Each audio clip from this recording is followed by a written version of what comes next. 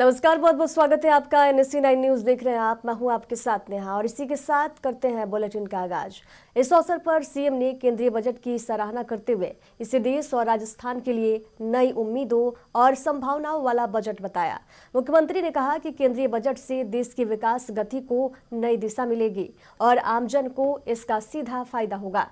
उन्होंने कहा कि छोटे और मध्यम उद्योगों को मजबूत बनाने के लिए बजट में किए गए प्रावधानों से रोजगार के नए अवसर सृजित होंगे। सीएम ने यह भी कहा कि राजस्थान में उद्योगों के विकास के लिए ये बजट नई राह खोलेगा। उन्होंने उद्योगपतियों से राजस्थान में निवेश करने का आह्वान करते हुए कहा, राज्य सरकार की विभिन्न योजनाओं का उन्हें सीधा लाभ मिलेगा।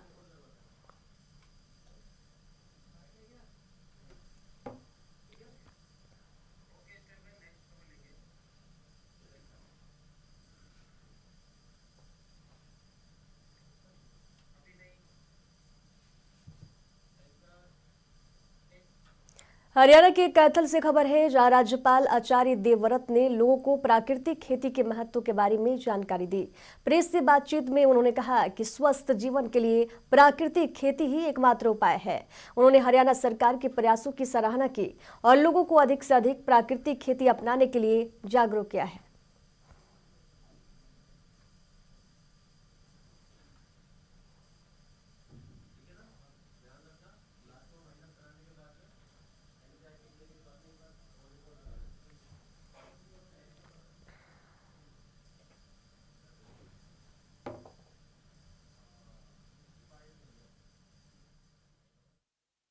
वहां से लुमाड़ा जिला कैथल में चौधरी राजपाल सिंह जी पूर्व आईजी पुलिस के फार्म पर इस हरियाणा प्रदेश के अनेक गांव के किसानों का प्राकृतिक खेती पर संवाद हुआ और लोगों ने इस विचार को बहुत अच्छे ढंग से श्रवण किया। भारत के माननीय प्रधानमंत्री जी इस मिशन को राष्ट्रीय मिशन बना चुके हैं और उनकी इच्छा की लोगों का स्वास्थ्य बचे, धरती माता बचे, आने वाली पीढ़ियां स्वस्थ और निरोग हों। इस बात को ध्यान में रखकर अब ये प्राकृतिक खेती को राष्ट्रीय प्राकृतिक कृषि मिशन। केंद्रीय बजट को लेकर हिमाचल में राजनीति गरमाई हुई है, जहां मुख्यमंत्री सुक्खू सरकार ने इसे संघीय ढांचे के खिलाफ बता रही है, वहीं भाजपा नेता इसे विकसित भारत का रोड मैप बता रहे हैं। बजट में MSME सेक्टर, डिजिटल इंडिया और आत्मनिर्भर भारत पर जोर दिया गया है। भाजपा नेता संजय सूद का कहना है कि RDG की समाप्ति प्राकृतिक थी और हिमाचल को आत्मनिर्भर बनने के लिए अपनी आय बढ़ानी होगी।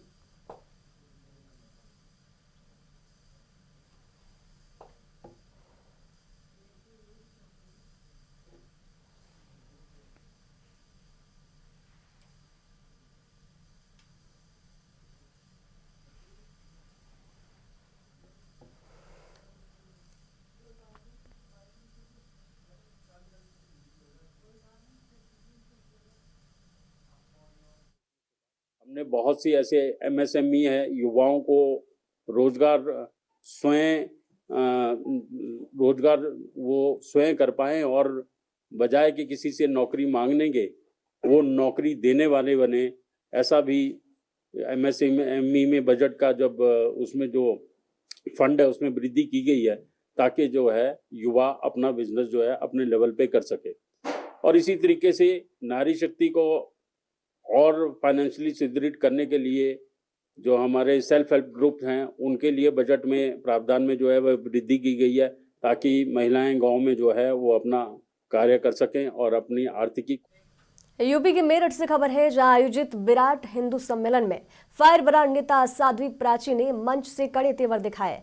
उन्होंने सोशल मीडिया, कल्चर, आज की बेटियों के व्यवहार और कॉन्वेंट स्कूलों की शिक्षा पर तीखा हमला बोला। साध्वी ने चेतावनी दी कि रील बनाने और बॉयफ्रेंड बनाने के फैशन से परिवार और समाज की मर्यादा जो है खतरे में है। उन्होंने हिंदू समाज को एकजुट होने और संस्कारों की अहमियत बनाए रखने की नसीहत दी है।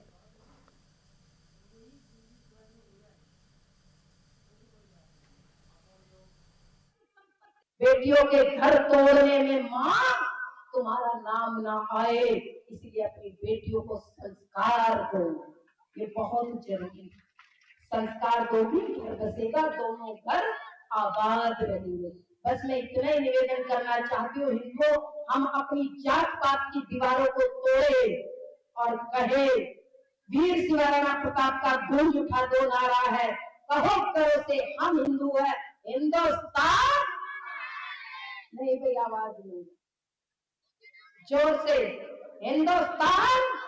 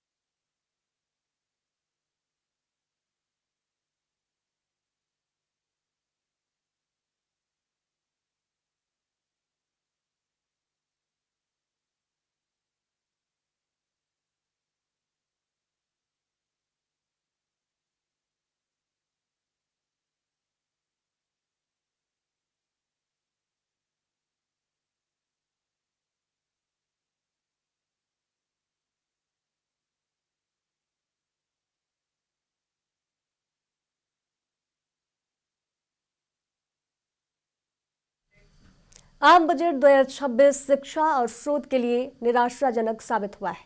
प्रोफेशनल्स कांग्रेस राजस्थान के प्रदेशाध्यक्ष डॉक्टर दीपक कुमार शर्मा ने बजट 2026 को शिक्षा, शोध और रोजगार विरोधी बजट करार दिया है। उन्होंने बताया कि कुल शिक्षा बजट 4.5% से घटाकर सिर्फ 2.5% कर दिया गया है। वहीं उच्च शिक्षा के लिए आवंटन 2.5% से गिराकर 0.9% कर दिया गया है। डॉक्टर कुमार शर्मा ने कहा कि शोध के लिए कोई विशेष कोटा नहीं रखा गया है, जिससे शोध विद्यार्थी मायूस हैं और सरकारी नौकरियों की कोई घोषणा भी नहीं की गई है।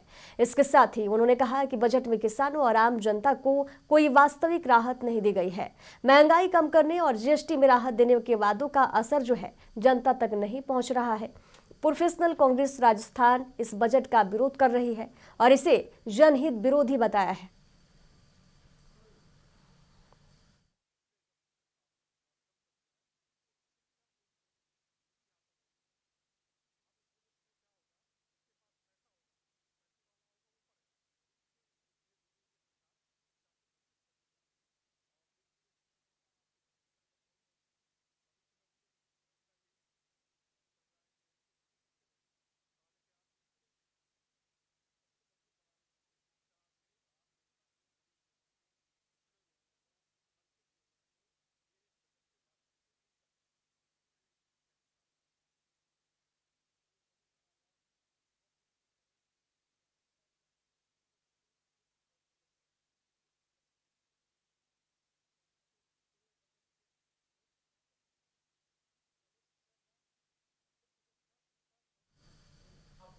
ये बजट आधारहीन, जनहित से परे और शिक्षा के क्षेत्र में तो बिल्कुल ही निकृष्ट टाइप बजट है। इसमें कुछ भी अलग से नहीं है और मैं तो इस पूरे बजट के विरोध करता हूँ, भर्त्सना करता हूँ।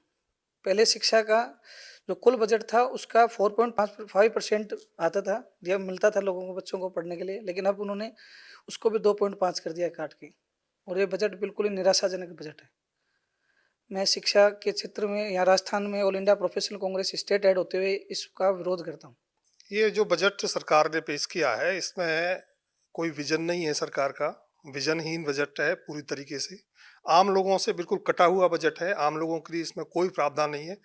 खासकर शिक्षा के क्षेत्र में इन्होंने कोई प्रावधान नहीं रखा है और उसका बजट भी पिछले सत्र के मुकाबले इस बार कम कर दिया है। उच्च शिक्षा पूरी तरह से निजी हाथों में दे रहे हैं। अब इस बजट में क्या होगा, जिसके पास पैसा होगा, जो पैसे वाला होगा वो पढ़ेगा, गरीब के वो धीरे धीरे ये सरकार शिक्षा से वंचित करती जा रही है और धीरे धीरे शिक्षण संस्थान आपको जैसे पता है बंद हो ही रहे हैं।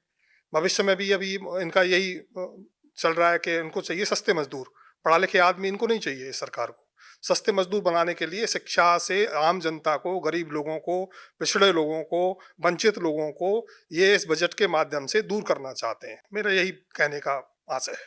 थैंक यू सर, ये हिमाचल में मौसम फिर से मेहरबान होने की उम्मीद है। बीते 24 घंटों में राज्य के कई हिस्सों में हल्की सी मध्यम बारिश और बर्फबारी दर्ज की गई। कोटी में 15 सेंटीमीटर, कल्पा में 13.6 सेंटीमीटर और गोंदला में 12 सेमी तक बर्फबारी हुई है। मौसम विभाग का अनुमान है कि 2 और 3 फरवरी को कई इलाकों में फिर हल्की सी मध्यम बारिश और बर्फबारी हो सकती है। किसान और बागवान इस बर्फबारी से राहत महसूस कर रहे हैं, क्योंकि ग्राउंड वाटर और ग्लेशियर पूरी तरह रिचार्ज हो गए हैं।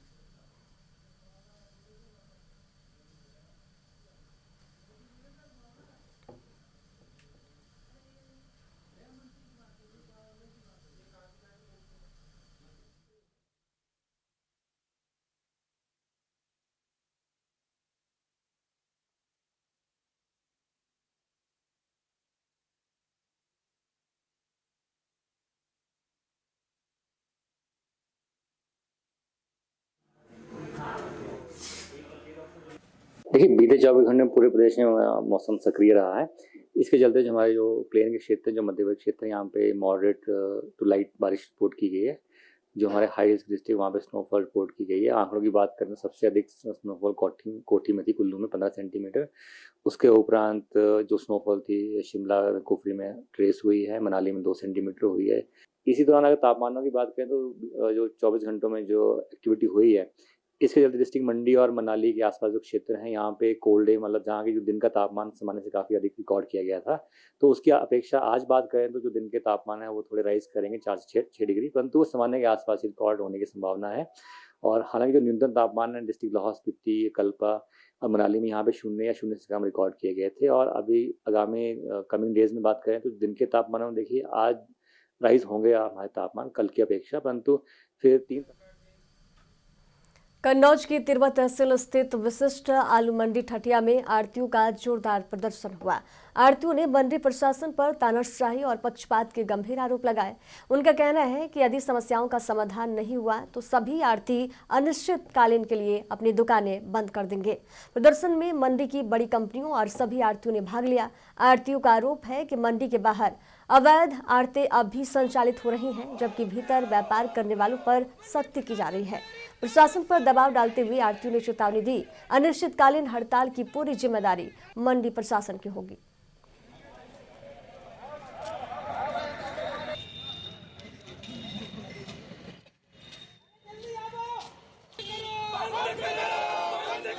आड़तियों का उत्पीड़न बंद करो, मंडी प्रशासन होश में आओ, मंडी प्रशासन होश में आओ।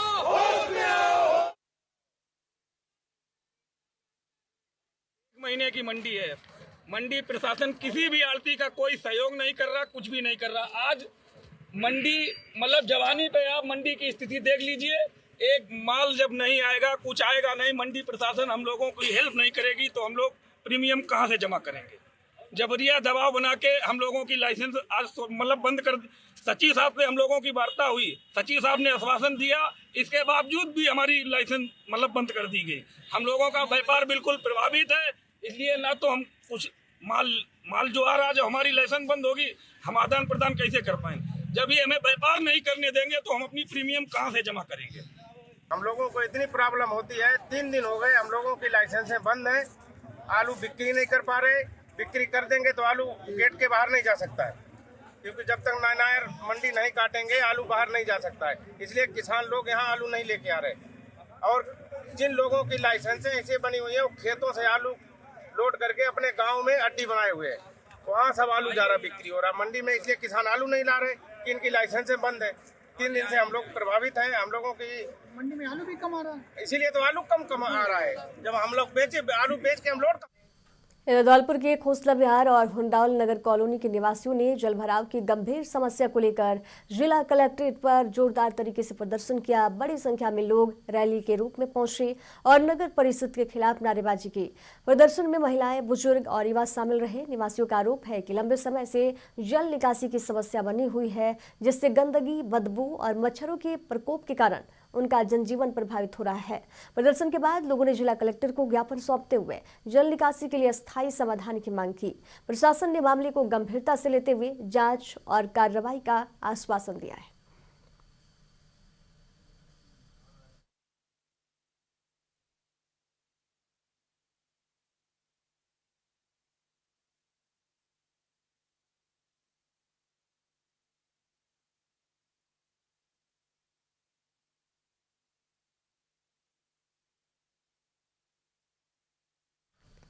अंबाला जिले के कलाल्टी गांव में देर शाम हुए झगड़े में हुई गोलाबारी में 2 बच्चे जख्मी हो गए। कुत्तों को रोटी डालने के लिए घर से बाहर निकले दोनों सगे भाइयों के शरीर में गोलियां की छर्रे लगे। उन्हें गंभीर हालत में अंबाला छावनी के नागरिक अस्पताल में भर्ती कराया गया है। पुलिस ने घटनास्थल पर पहुंचकर जांच शुरू कर दी है और आरोपियों की गिरफ्तारी के लिए सीसीटीवी फुटेज खंगाला जा रहा है।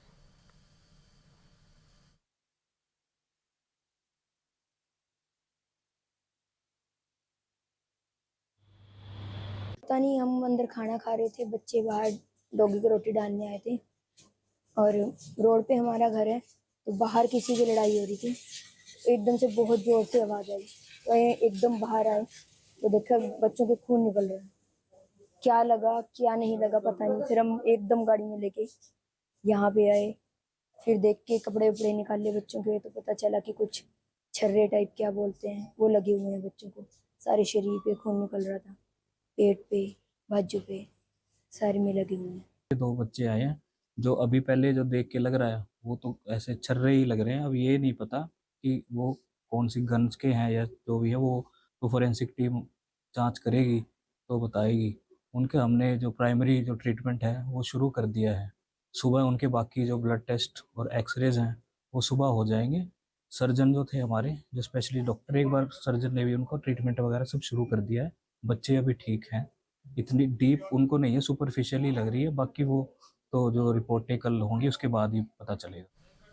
मेरठ के इंचौली थाना क्षेत्र में 2 पक्षों के बीच आपसी विवाद ने सोशल मीडिया पर तहलका मचा दिया है। विवाद के दौरान हुई मारपीट और गाली गलौज का वीडियो तेजी से वायरल हो रहा है, जिससे इलाके में तनाव का माहौल बना हुआ है। पीड़ित पक्ष का आरोप है कि आरोपी ने जान से मारने की धमकी दिया और महिलाओं के साथ अभद्र भाषा का प्रयोग किया। पुलिस ने मामले का संज्ञान लिया है और जांच शुरू कर दी है। दोषियों के खिलाफ कानूनी कार्रवाई की जाएगी।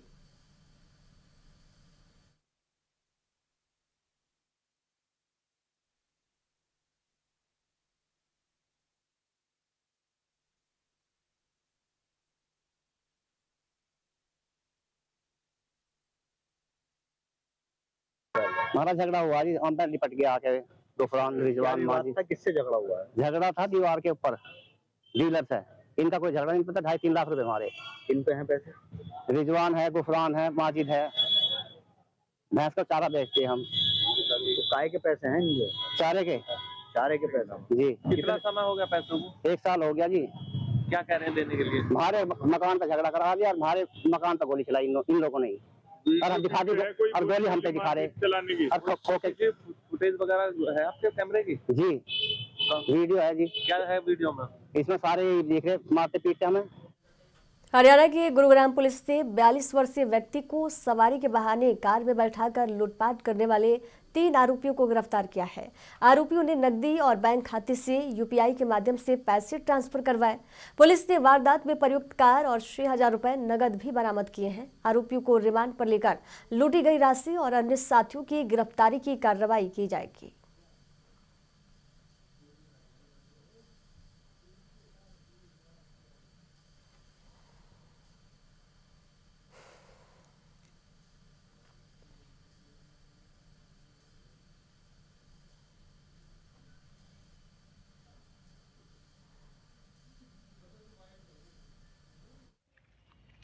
देखिए, थाना सदर गुड़गांव के अंदर एक व्यक्ति ने शिकायत दी कि वह अपनी कंपनी के कार्य के लिए गुड़गांव आया हुआ था और शाम के समय जब वह अपनी कंपनी का कार्य करके धारूहेड़ा जाने के लिए बस का इंतजार कर रहा था, तो एक स्विफ्ट गाड़ी उसके पास आके रुकी और उसमें 4 व्यक्ति सवार थे।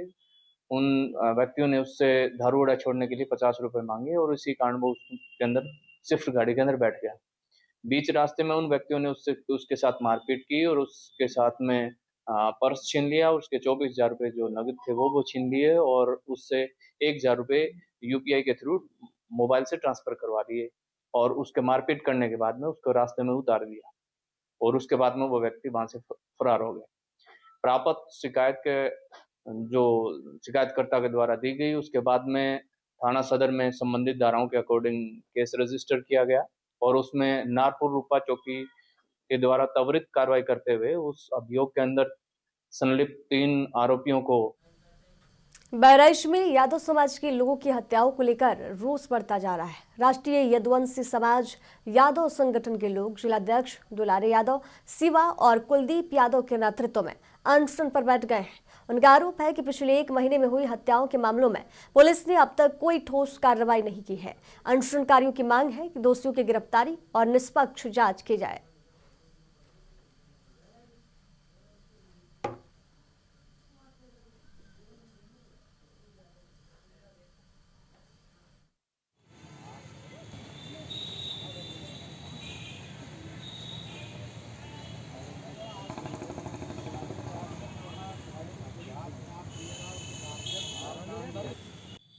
भाई का हमारे हत्या हो गया, हमारी कोई सुनवाई नहीं हो रही है। आज तक कोई पुलिस घर तक हमारे नहीं है और नामजद हम एप्लीकेशन दे रहे हैं तब भी कोई गिरफ्तारी नहीं हो रही। क्या मांग कर रहे हो आप लोग? हम मांग कर रहे हैं यही कि जो किया है उसको पकड़े, उसको सजा मिले। अमरावती में नशीले पदार्थों के खिलाफ अब तक की सबसे बड़ी कार्रवाई देखने को मिली है।